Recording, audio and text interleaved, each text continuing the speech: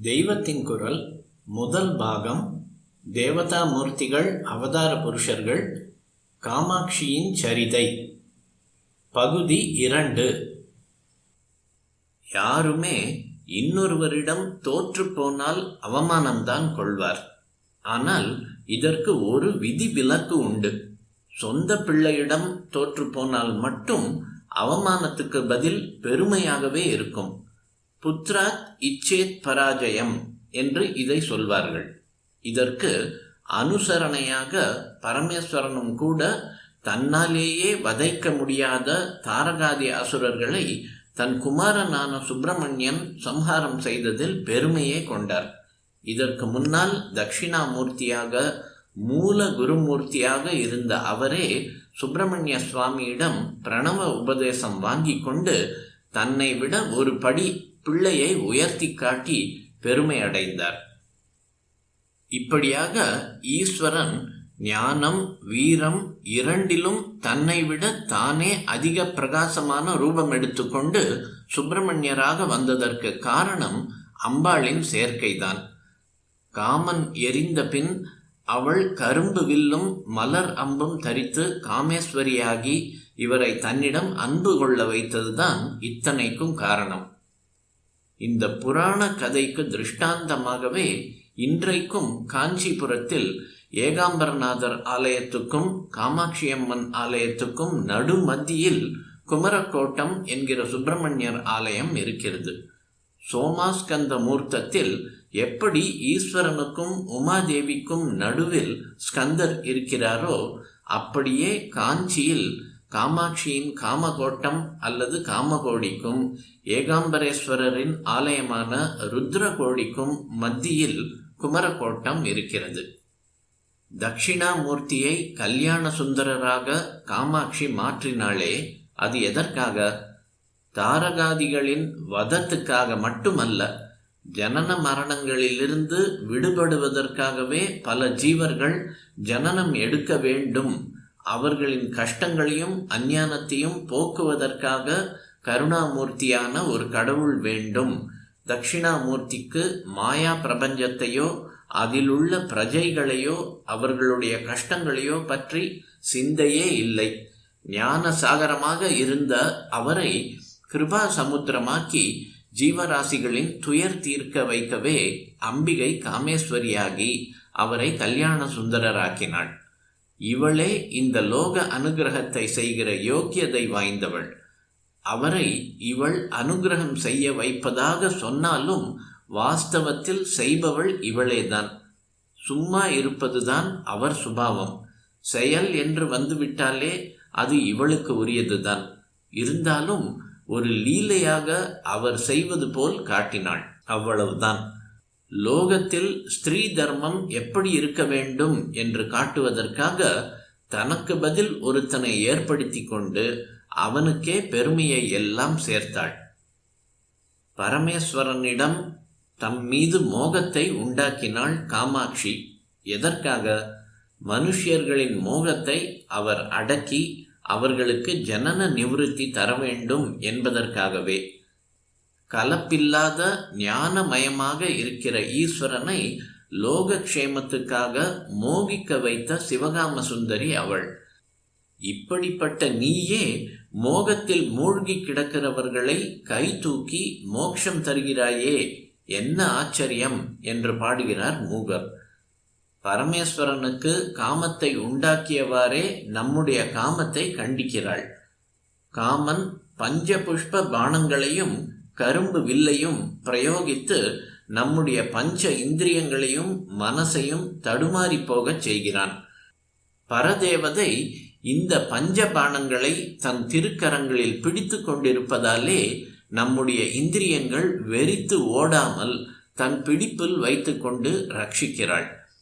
அவளுடைய கையில் மனோரூபமான இக்ஷு கரும்பு இருப்பதால் நம் சித்த விவகாரங்கள் எல்லாம் நசிக்கின்றன. சப்தம், ஸ்பரிசம், ரூபம், ரசம், கந்தம் என்று ஐம்புலன்கள் அனுபவிக்கிற அழகுகள் எல்லாம் அவளுடைய அழகுதான். இவற்றை அனுபவிக்கிற நம் மனசும் அவள் கையில் வசப்பட்ட வஸ்துதான் என்று உணர்த்துவதற்காக கரும்பு வில்லும் மலர் அம்புகளும் வைத்துக்கொண்டு காமாட்சியாக திவ்ய ரூபம் கொண்டிருக்கிறாள். கரும்பின் மாதுரியமும் புஷ்பங்களின் மிருதத்தன்மையும் கொண்டவளாக இருக்கிறாள். எந்த அக்ஷரங்களால் கண்களால் ஈஸ்வரனுக்கு காமத்தை உண்டாக்கி காமாட்சியானாலோ அதே கண்களின் கடாட்சம் நம்மேல் துளி விழுந்தால் போதும், நமக்கு எந்த விதமான காமமும் பறந்துவிடும். நாம் பார்ப்பதை எல்லாம் அவளுடைய பல வேஷங்களாகவே பார்ப்போம். எல்லாம் ஒன்றாகிவிடும், அத்வைத்தம் ஆகிவிடும். ஒன்று உசத்தி ஒன்று தாழ்த்தி என்று இராது. காடும் வீடும் சத்ருவும் மித்திரரும் ஓடும் யுவதியின் உதடும் சமமாகவே தெரியும் ஸ்ரீ காமாட்சியின் கடாட்சம் பெற்றவர்களுக்கு என்று மூகர் இதையே சொல்கிறார். எல்லாம் சமமாகும் அந்த நிலைதான் பிரம்ம ஞானம் என்பது. பார்வதி கல்யாண வைபவத்தின் போது சகல லோகங்களும் ஆனந்தமாக இருந்தன. அப்போது மன்மதனுக்கு மட்டும் தேகமில்லாத குறை இருக்க வேண்டாம் என்று அம்பாளும் ஈஸ்வரனும் கிருபை கொண்டு அவனுக்கு எரிந்து போன சரீரத்தை மறுபடியும் தந்தனர். தபஸ்வியாக இருந்த பரமேஸ்வரன் பார்வதியை திருக்கல்யாணம் செய்து கொண்டார். பிறகு குமரோத்பத்தியும் செய்துவிட்டார். ஒரு விதத்தில் இது தன்னுடைய வெற்றிதான் என்று மன்மதன் சந்தோஷப்பட்டான். இதை தன் வெற்றியாக அகில லோகமும் மதிக்கச் செய்ய வேண்டும் என்று ஆசைப்பட்டான். தாம்பத்தியம் செய்து வைப்பது இவன் டிபார்ட்மெண்ட் தானே. அம்பாளே இந்த இலாகாவுக்கு அவனை ஆபீசராக போட்டிருந்தாளே. தன் இலாகாவுக்குள்ளே வருகிற காரியம் நடந்த போது அதற்குரிய பெருமை தனக்கே சேர வேண்டும் என்று நினைத்தான். பரமானுகிரக மூர்த்தியான அம்பாளை பிரார்த்தித்தாலே தன் ஆசை நிறைவேறும் என்று கண்டுகொண்டான். சர்வ வியாபினியாக இருக்கிற பரபிரம்ம சக்தியான அம்பாள் காஞ்சி மகாக்ஷேத்திரத்தில் விசேஷ சாநித்தியத்தோடு காமாட்சியாக எழுந்தருளியிருப்பதை அறிந்து கொண்டான். பூலோகத்தை ஒரு ஸ்திரீயாக பாவித்தால் அவளுக்கு பூட்டிய ஒட்டியானம் மாதிரி காஞ்சிபுரம் உலகத்தின் மையமாக இருக்கிறது. காஞ்சி என்றால் ஒட்டியானம் என்றே அர்த்தம். அதில் நாபி ஸ்தானத்தில் காமாட்சியின் வாசஸ்தானமான கர்ப்ப கிரகம் இருக்கிறது. அதற்கு பேர் பிலாகாசம். பிலம் என்றால் குகை. நாபிக்கொடியிலிருந்து கர்ப்பத்தில் இருக்கிற குழந்தை ஆகாரம் பெறுகிற மாதிரி சகல ஜீவராசிகளும் இந்த பிலாகாசத்திலிருந்துதான் அம்பாளின் அனுகிரகத்தால் சகல சக்திகளையும் பெறுகிறார்கள். ஆகாசம் என்பதே ஆத்மஸ்வரூபம். எங்கும் பரவி இருக்கும் வெளியை மகாகாசம் என்பார்கள். அந்த வெளியே நமக்குள்ளே ஆத்மாவாக ஞானமயமாக இருக்கிற போது பேரம்பலம் சிற்றம்பலமாகிறது.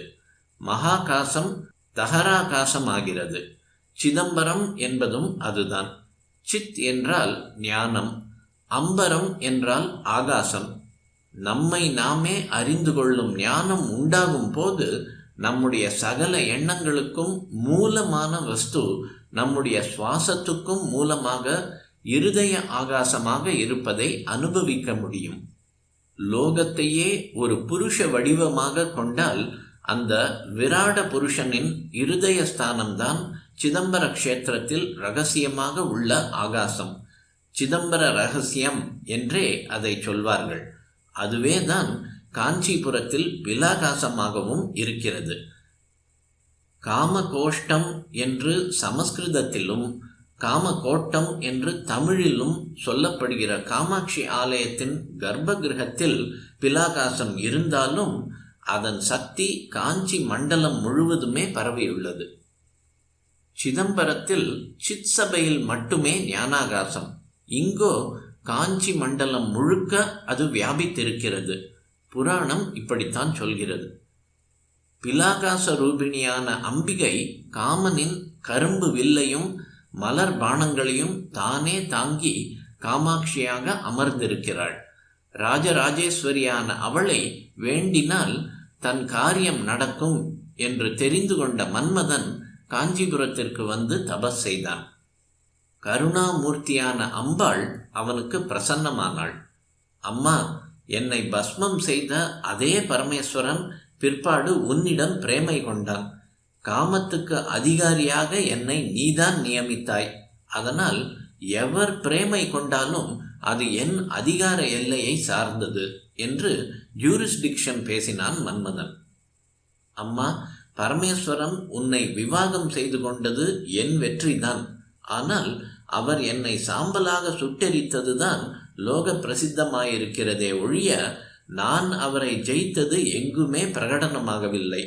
எல்லோருக்கும் மாதாவாக இருக்கிற நீதான் அம்மா இந்த குழந்தையிடமும் கருணை கொண்டு என்னை ஜெயசாலி என்று பிரகடனப்படுத்த வேண்டும் என்று காமாட்சியை பிரார்த்தித்தான் மன்மதன். கருணை நிறைந்த அம்பிகை அக்குழந்தைக்கு மனம் இறங்கினாள். உடனே கைலாசத்திலும் மற்றும் சகல க்ஷேத்திர சிவாலயங்களில் உள்ள அம்பாள் சந்நிதிகளிலும் இருக்கிற தன்னுடைய சக்தியை எல்லாம் ஆகர்ஷித்து இந்த பிலாகாசத்துக்குள் அடைத்து கொண்டு விட்டாள். கைலாசத்தில் பார்வதியின் ஜீவ சக்தியை காணவில்லை. அப்படியே பூலோகத்தில் எல்லா சிவன் கோயில்களிலும் உள்ள அம்பாள் மூர்த்திகளும் ஜீவ கலை இழந்து விட்டன. கைலாசத்திலும் மற்ற க்ஷேத்திரங்களிலும் எழுந்தருளியிருக்கிற பரமேஸ்வரன் தம்முடைய பிரிய பத்னியை இழந்து தவிக்க ஆரம்பித்து விட்டார். அவருக்கு மன்மதனின் ஆசையும் அம்பாளின் லீலையும் தெரியாதா? அவர் ஆசைப்பட்டபடிதான் இருக்கட்டுமே என்று அவரும் தவித்தது போல் நடித்தார். முன்பு தாம் எரித்த மன்மதனுக்கு விட்டு கொடுத்து விளையாடினார். க்ஷேத்திரந்தோறும் இப்படி சிவன் தவிப்பதையும் கைலாசத்திலும் அவர் பரிதவிப்பதையும் பார்த்த பிரம்மா காமாட்சியிடம் ஈஸ்வரனுக்காக பரிந்து தூது பேசினார். பரமேஸ்வரன் மன்மதாவஸ்தைக்கு ஆளாகி தவிப்பது இப்போது ஜெகப்பிரசித்தியாகிவிட்டது. மன்மதன் வேண்டியதும் இதுதான். அதற்காகவே இப்படி என்னுடைய சகல கலைகளையும் இங்கேயே ஆகர்ஷித்து கொண்டேன் என்று அம்பாள் பிரம்மாவுக்கு கூறி மறுபடியும் ஜீவகலையை கைலாசத்துக்கும் மற்ற சகல க்ஷேத்திரங்களுக்கும் அனுப்பி வைத்தாள். அவற்றில் அம்பிகையின் சாநித்தியம் உண்டாயிற்று. பரமேஸ்வரனும் தாபசமனமாகி திருப்தி அடைந்தார். இது காமாட்சி விலாசத்தில் காணப்படும் விருத்தாந்தம்.